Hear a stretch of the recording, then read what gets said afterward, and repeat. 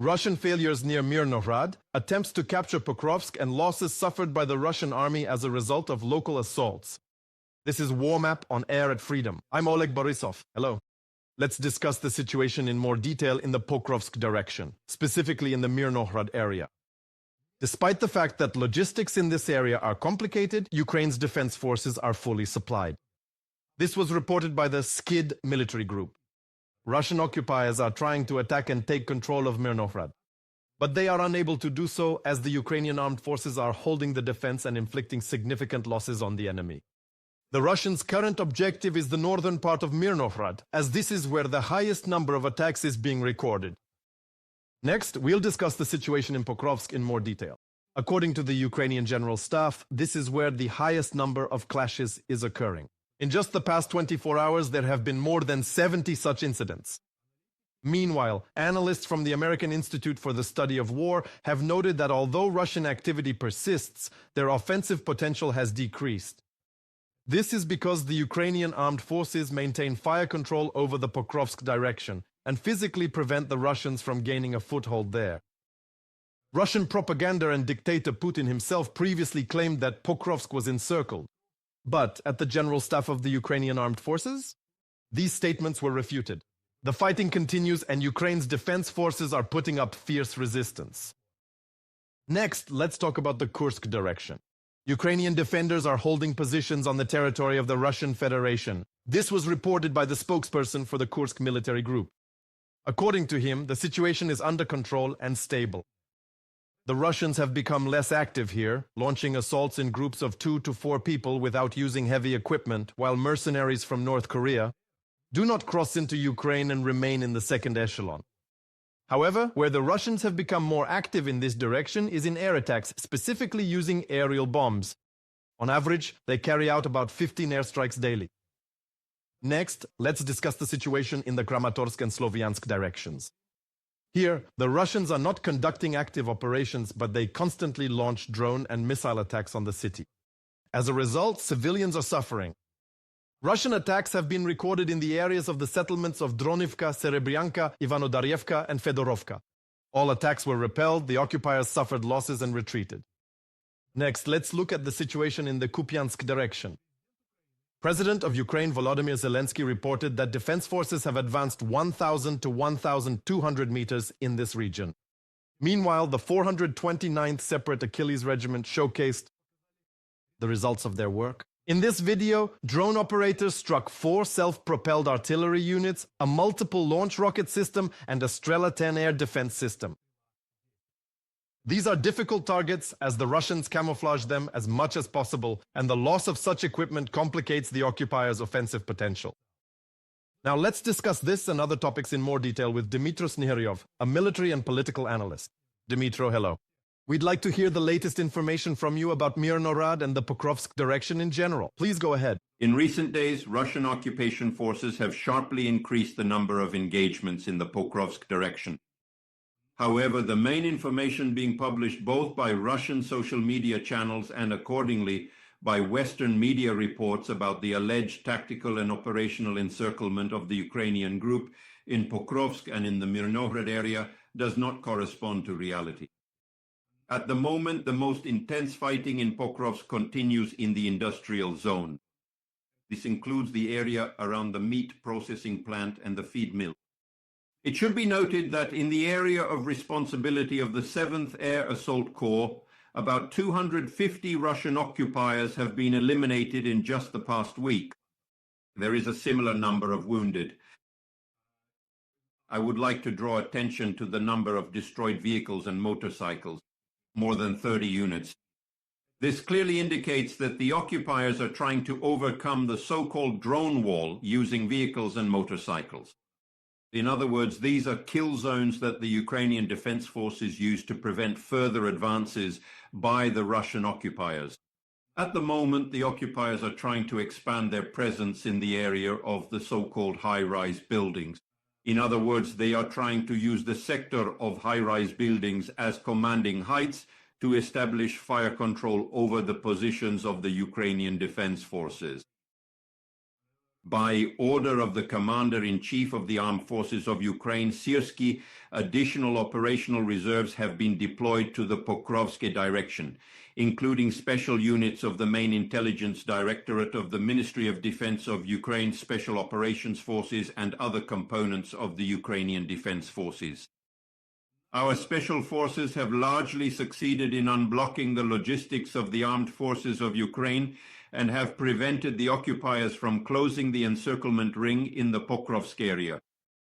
It should also be noted that, according to the Russian side itself, as reported by Russian correspondent Maxim Kalashnikov, the losses of the Russian occupiers in Pokrovsk are comparable to the number of losses during the battles for Bakhmut. And let me remind you, at that time, the Russian occupiers lost about 90,000 personnel. In other words, if the occupiers admit to catastrophic losses, it is evidence that at this point they are unable to capture Pokrovsk, even at the cost of so-called meat assaults. Moreover, it is noted that the occupiers are admitting this fact. The absence of an operational encirclement and consequently a change in tactics, specifically the tactic of pushing Ukrainian Defense Forces out of Pokrovsk directly within the urban area. And let me remind you, urban combat is high-intensity fighting where accordingly the loss ratio for the attacking side is several times higher. The loss ratio for those who are actively defending.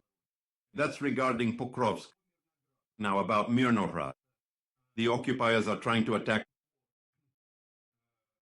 directly the positions of the Ukrainian Defense Forces in Myrnohrad itself, using the 5-6 mine administration as the main base for accumulating operational reserves.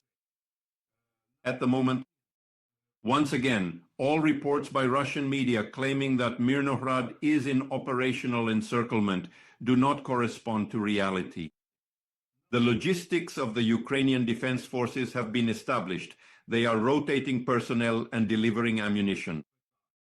Moreover, the occupiers are forced to acknowledge the tactical successes of the Ukrainian Defense Forces in the Dobropillia direction, specifically in the Shakov area.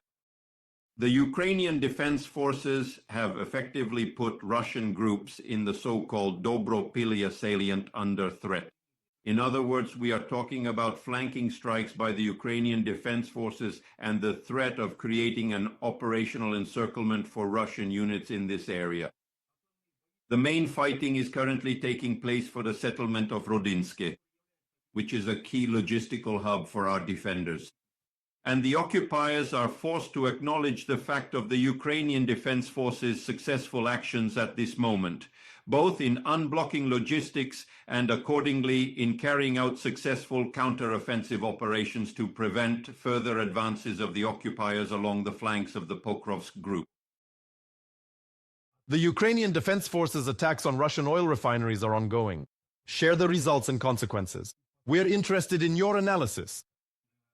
Special Operations Forces drones have struck oil refineries and oil storage facilities in occupied Crimea for the third time in the past 2 weeks.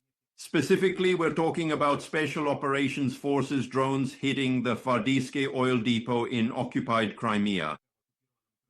It should be noted that Special Operations Forces drones hit the pumping station on the territory of the oil depot.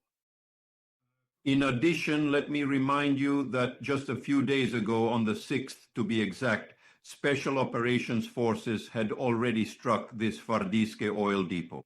In addition, on the 6th, Special Operations Forces drones of the Ukrainian Defense Forces struck a number of oil depots and fuel and lubricants warehouses in Simferopol and its outskirts. On November 8th,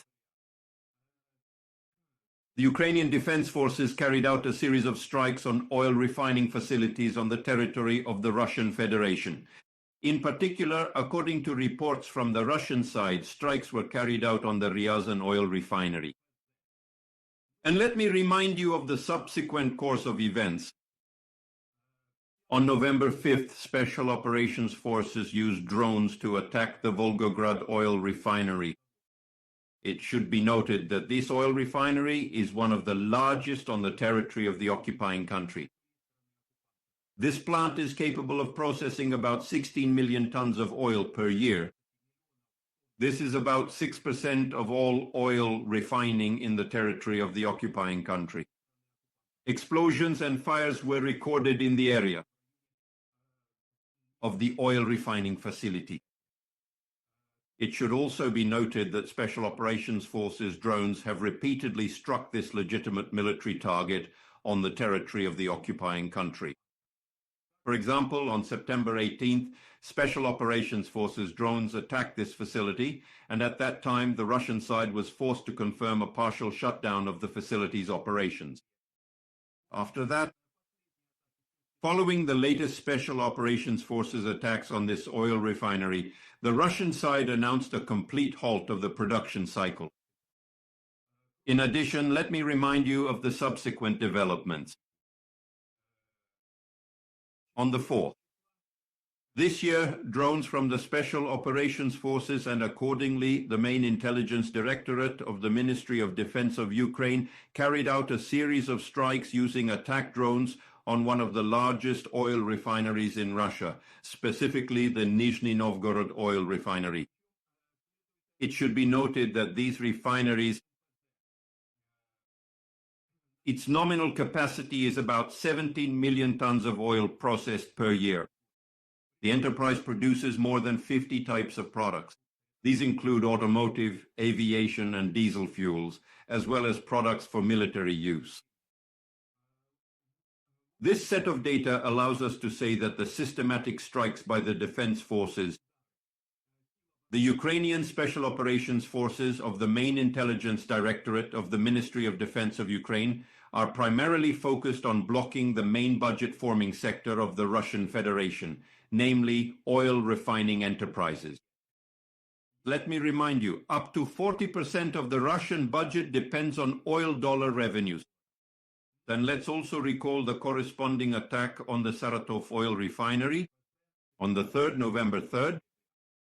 Drones from the main intelligence directorate of the Ministry of Defense of Ukraine and the Special Operations Forces struck one of the largest and oldest oil refineries on Russian territory. Its processing volume is about 6 million tons. And it should be noted that this refinery is in fact almost entirely responsible for the logistics of the occupying army. In addition to this, I would also like to note a series of drone strikes by the Special Operations Forces in the occupied territories of Luhansk region. In particular, this refers to the destruction of a fuel and lubricants depot in the occupied city of Dolzhansk and in the settlement of Roskoshne, which is a suburb of Luhansk.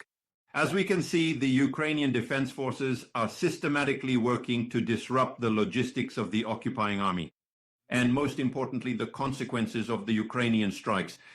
According to the Russian side's assessment, the total losses to the Russian economy as a result of successful drone strikes by the Special Operations Forces of the main intelligence directorate of the Ministry of Defense of Ukraine amount to about $100 billion. More than 80 subjects of the Russian Federation have experienced a fuel crisis. That is, So, Dmitry, am I right in understanding that contrary to the Russian Federation's intention to deprive Ukraine of its overall defense capability, Ukraine's long-range capabilities and defense capacity are actually developing and only getting stronger? Yes, absolutely right. Moreover, there have been reports about a possible strike using Ukrainian flamingos against oil terminal facilities in Tuapse. As confirmation, the Russian side is publishing objective control data, specifically the locations where Ukrainian ballistic missiles have fallen. Furthermore, the Russian side itself notes the fact that the strikes were not carried out by Bober drones, but rather we are talking specifically about Ukrainian ballistic missiles, given the range required to hit the target. This is already a serious development in terms of paralyzing the oil refining complex of the Russian Federation, namely further strikes on oil refining facilities using Ukrainian ballistic missiles. Let me remind you of the tactical and technical characteristics of the Flamen. A range of 3,000 kilometers for hitting targets and accordingly a warhead weighing 150 tons. And let me remind you of the words of the Ukrainian president, who said that the Ukrainian defense industry would scale up the production of Ukrainian ballistic missiles before the new year. In other words, what is being said is that the Ukrainian side has essentially identified the most vulnerable points of the Russian economy: oil refining enterprises and accordingly enterprises of the energy sector. And at this point, the Russian side is already experiencing serious difficulties in supplying fuel and lubricants to the Russian occupation army. And as a result, social tension is rising both in Russia and on the territory of the Russian Federation.